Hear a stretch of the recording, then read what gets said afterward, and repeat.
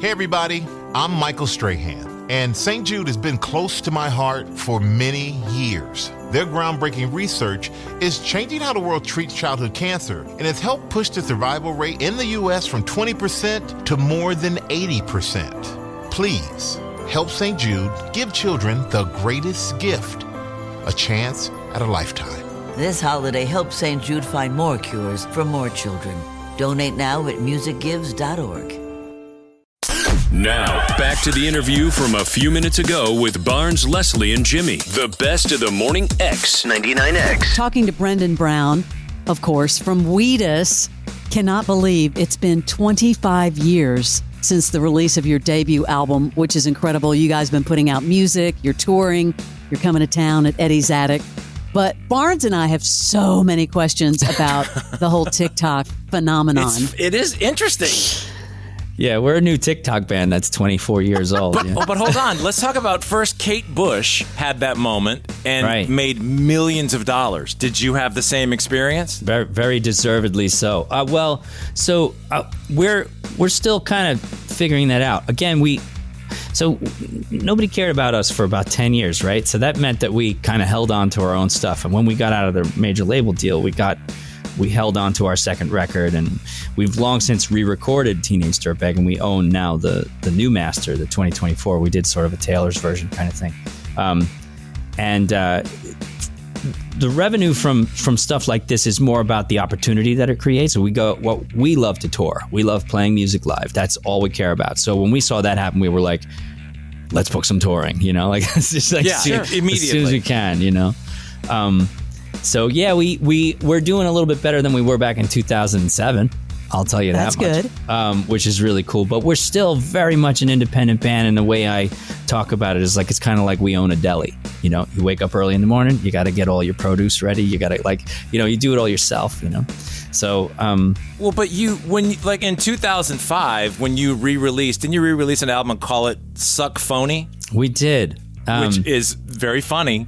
By the way, because you used to be on Columbia, right? Which is under Sony. Right. Do you want the full story on where that title came from? Yeah. Please. Okay. So we were booked to play a festival in Finland in the Arctic Circle in the summertime where the sun never sets with Green Day and Stone Temple Pilots. And a week or two before the show, Stone Temple and Green Day dropped off. They canceled their European touring plans. So we decided to pick up the show. They offered it to us as a headlining act because at the time Dirtbag was really big in Europe and was starting to happen.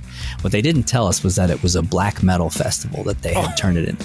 So they after Green Day and Stone Temple were gone, it became this other thing, and we didn't know. And we show up and we play at midnight, headliner, and I'm thinking, man, all these bands are really dark and heavy, and I love that stuff, but these people are going to hate us, right?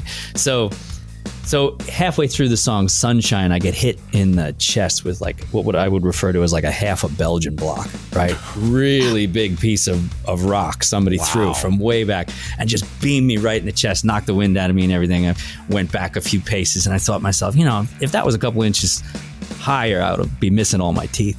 And so I got kind of frustrated and I challenged whoever did it to a fight on stage, which is like the greenest, stupidest thing I've ever done in my life. Depending on who accepts, right? Well, so there's seconds later, there's 4 security guys on a Viking. Like this guy was Thor and he's ready to kill me and he's at the stage. He's made it all the way up to the stage. There's nothing stopping him.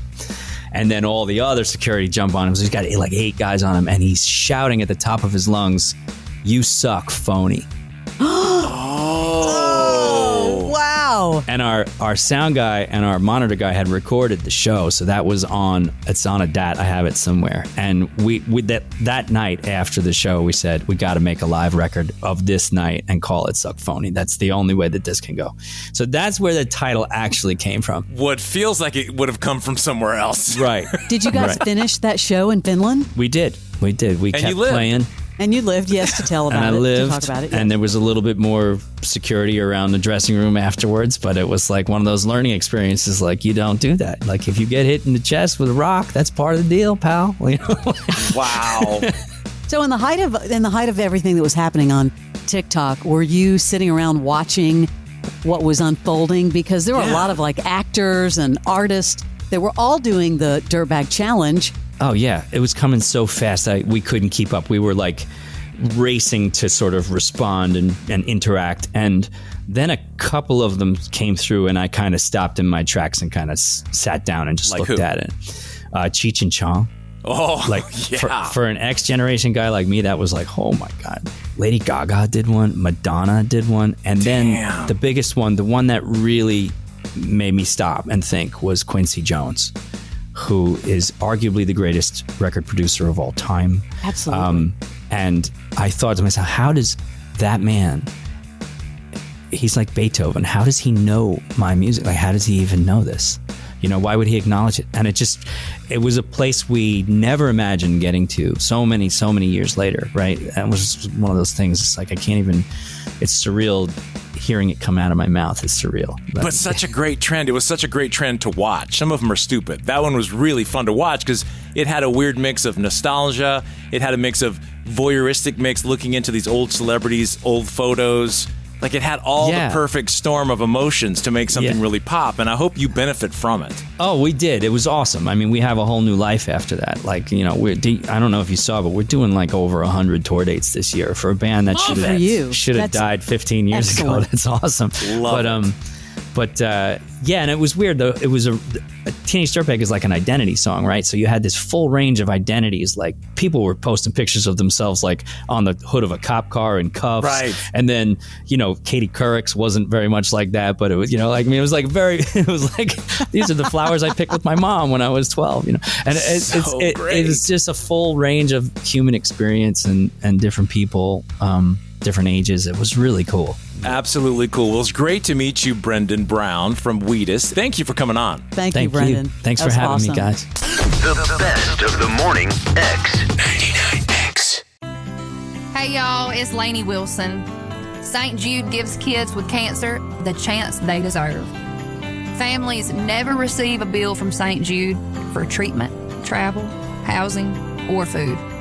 But we can't help these kids without you. This holiday, help St. Jude find more cures for more children. Donate now at musicgives.org.